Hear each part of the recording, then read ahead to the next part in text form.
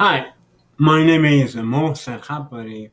In this series of video, I'm trying to explain philosophy for younger generation or someone in my generation, whoever is interested in philosophy,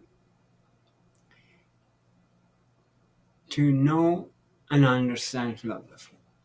I talked about why we need philosophy, and I told you about how the philosophy started.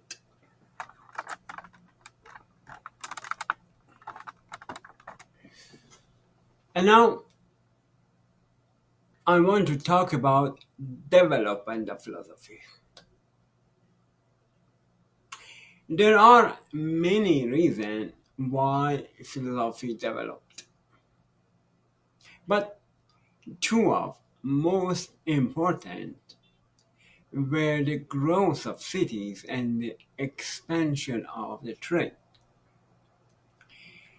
When the cities grows and trade developed, people had to interact. People were exposed to different ways of thinking, and society became more complex and was not simple as before. This period experienced a lot of things, but the most important was it produced some of history's greater thinkers that they put the lay foundation of the philosophy. Thinkers like Confucius in China, Buddha in India, and Socrates, Aristotle, Plato in Greece, that we still use those teaching, those foundation today.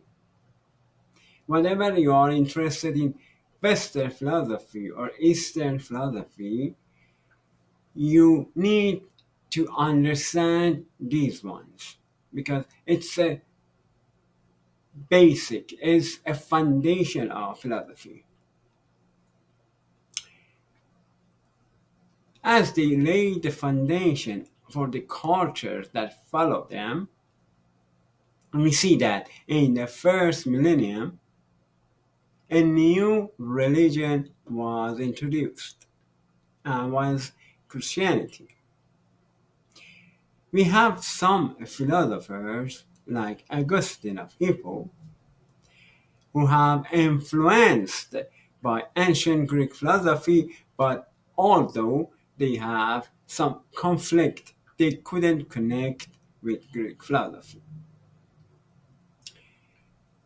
However, in the Middle East, we see another religion, or after sometimes, not at the same times, after sometimes we see another new religion, which is Islam, introduced to the people and spread around the world.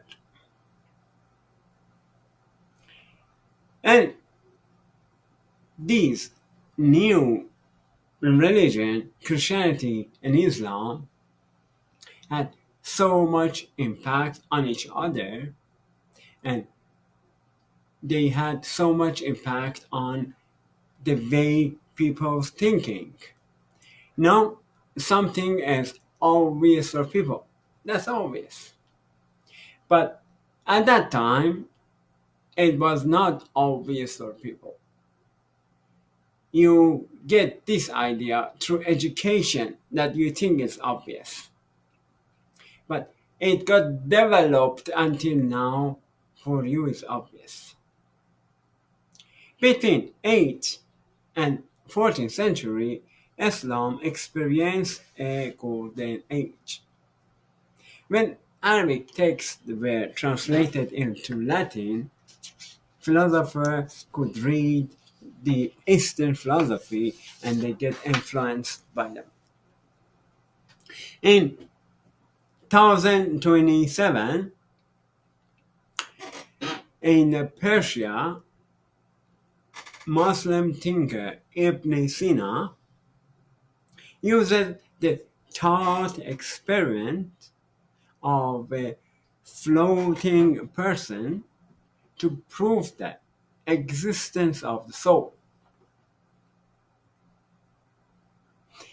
The Italian Christian Thomas Aquinas, in the 1265, writes the Summa Theologia, a detailed guide to Christianity teaching, and it's still used by Catholic Church. I told you, they put the foundation that we still use it today.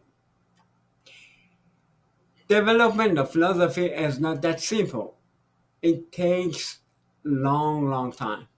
When I go to Aristotle or Socrates and their idea, we see that their idea was concrete until 1,000 years after them. And then it changed to the modern philosophy. In another video, and the videos ahead, I will talk about each of this in details.